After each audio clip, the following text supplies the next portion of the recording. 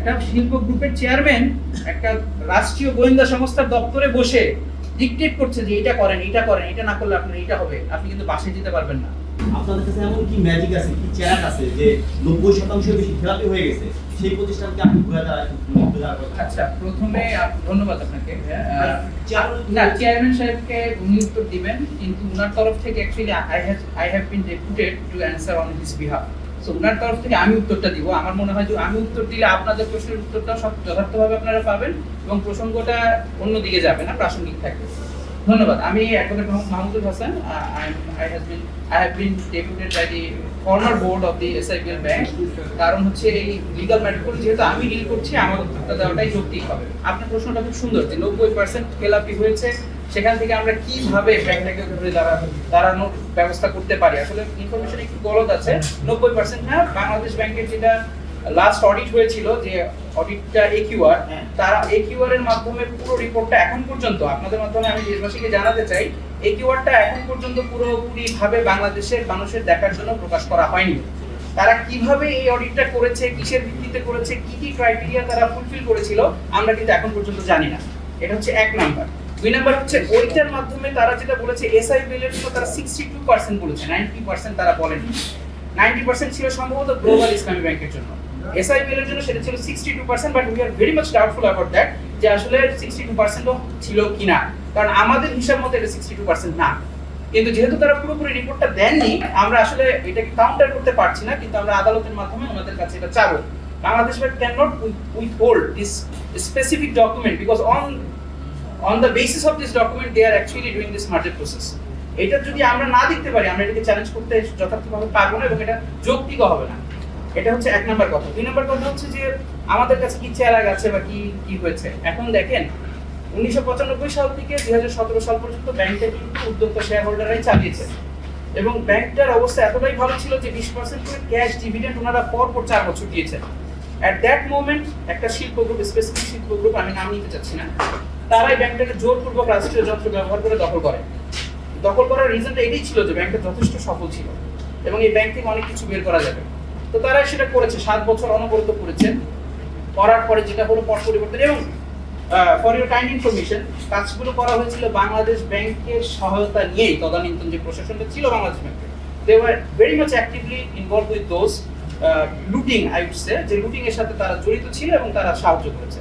এখন লুটিং করার পরে যখন পরিস্থিতি পরিবর্তন হলো, তখন স্বভাবতই আমাদের একটা আগ্রহ ছিল, আমাদের একটা আশা ছিল যে এটা পূর্বতন যারা পরিচালনা পরিষদের সাথে জড়িত ছিলেন তাদের কাছে যাবে, যারা কিনা সফলভাবে 22 বছর ব্যাংকে চালিয়েছেন।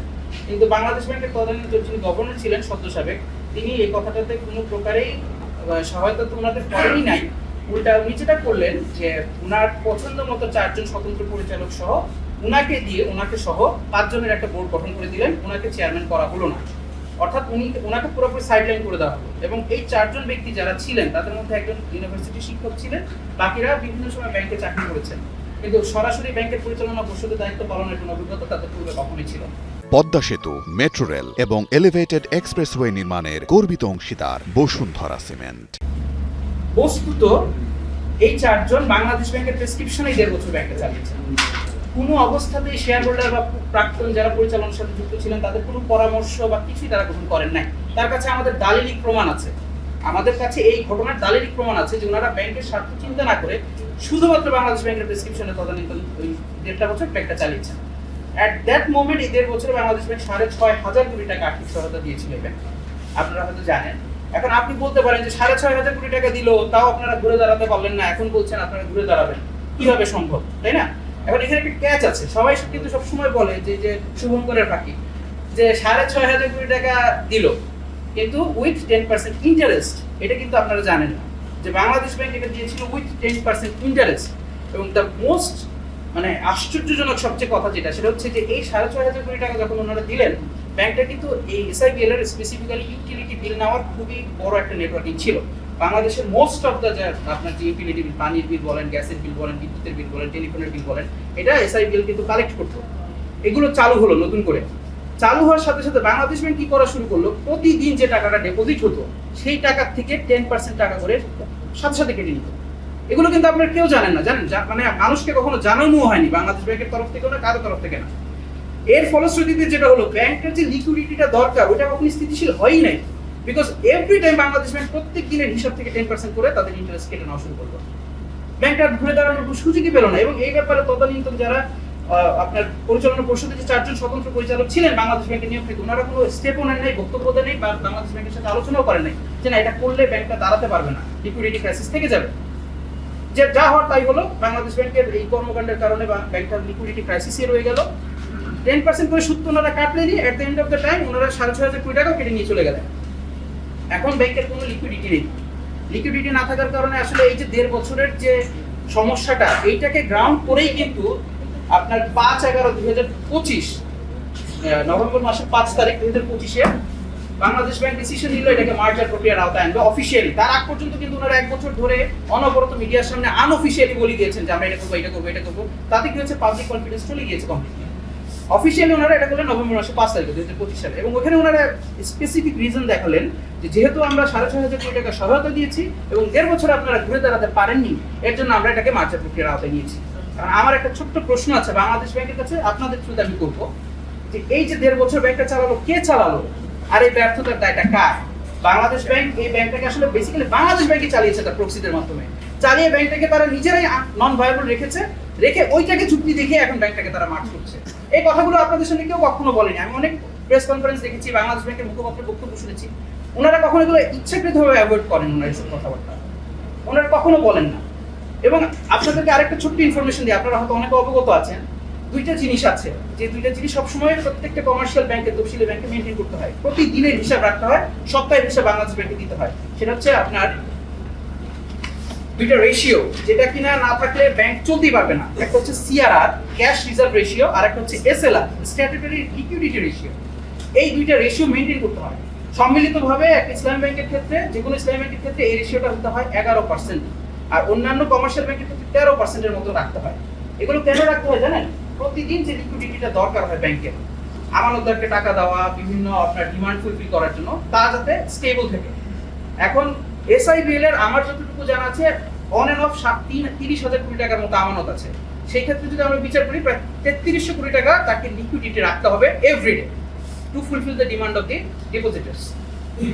আপনারা জানেন কিনা জানি না, 5ই আগস্টের আগে এবং পরে এইটা একটা পয়সাও ছিল না এসআইবিএল এর। এখন মজার প্রশ্ন এইখানে আসছে, বাংলাদেশ ব্যাংকের দিকে কেন আমরা কি ছুটছি? এই রেশিওগুলোর টাকা আছে কিনা তা এভরিডে রিপোর্ট করতে হয় বাংলাদেশ ব্যাংকে, এবং বাংলাদেশ ব্যাংকের কনসার্ন ডিপার্টমেন্টও তা চেক করে দেখে। গত 7 বছরে এটা 0 টাকা ছিল, বাংলাদেশ ব্যাংকের কোনো কনসার্ন ছিল না। এখন বাংলাদেশ ব্যাংক এই গত 1.5 বছরে কোনো কনসার্ন নাই, এবং আইন অনুযায়ী এইটা যদি ঠিকমতো কোনো ব্যাংক ফুলফিল না করে, সংশ্লিষ্ট কর্মকর্তা কর্মচারীদের ব্যক্তিগতভাবে জরিমানা হওয়ার কথা। বাংলাদেশ ব্যাংকে আমি চ্যালেঞ্জ দিয়ে বলতে চাই, আজ পর্যন্ত এসআইবিএল এর কোনো কর্মকর্তা কর্মচারীকে কি ওনারা ব্যক্তিগত জরিমানা করেছেন বা তাদের প্রতি কোনো স্টেপ নিয়েছেন বিরুদ্ধে? তা তো তারা নেনই নাই। এখন তারা এসে মার্জার করছেন, অ্যাজ ইফ দোষটা হচ্ছে শেয়ার হোল্ডারদের, আমানতকারীদের। এখন এই যে মার্জারের এই যে পরিস্থিতিটা তৈরি হলো, এর জন্য আমি বলবো যে সাবেক যে শিল্প গ্রুপ যারা এটা লুটপাট করেছে, তাদের যদি দোষ হয় 50%, I would say Bangladesh bank is also liable for 50%। Bangladesh bank liable. এবং বাংলাদেশ ব্যাংকের প্রাক্তন গভর্নর যিনি ছিলেন, সরি টু সে, ওনার কোনো সদিচ্ছাই ছিল না এই ব্যাংকটাকে, অ্যাটলিস্ট বাকি ব্যাংকগুলোর কথা আমি বলতে পারবো না, এই ব্যাংকটাকে ঘুরে দাঁড়ানোর জন্য ব্যবস্থা করে দেওয়ার ওনার কোনো সদিচ্ছাই ছিল না, একদমই ছিল না। এখনো বাংলাদেশ ব্যাংকে যারা আছেন তাদের আমি দৃষ্টি আকর্ষণ করতে চাই যে স্বৈরাচারী মনোভাব তো আগের সরকারের যেটা ছিল সেটা ছিল, বাংলাদেশ ব্যাংকের প্রাক্তন গভর্নরেরও ছিল। ওনাকে অনেকবার আমরা অ্যাপ্রোচ করেছি, চিঠি দিয়ে ফর্মালি আমরা প্ল্যান দিয়েছি যে আমরা এভাবে করতে চাই, আপনি আমাদের হেল্প করেন। উনি করেন নাই, কোনো রকম হেল্প না করে উনি ওনার মতো আগিয়ে গিয়েছেন। এরকম ঘটনা ঘটে, ওইরকম ঘটনা আর কি, ওগুলো বলাটাও মুশকিল আসলে, এখানে বললেও বিপজ্জনক।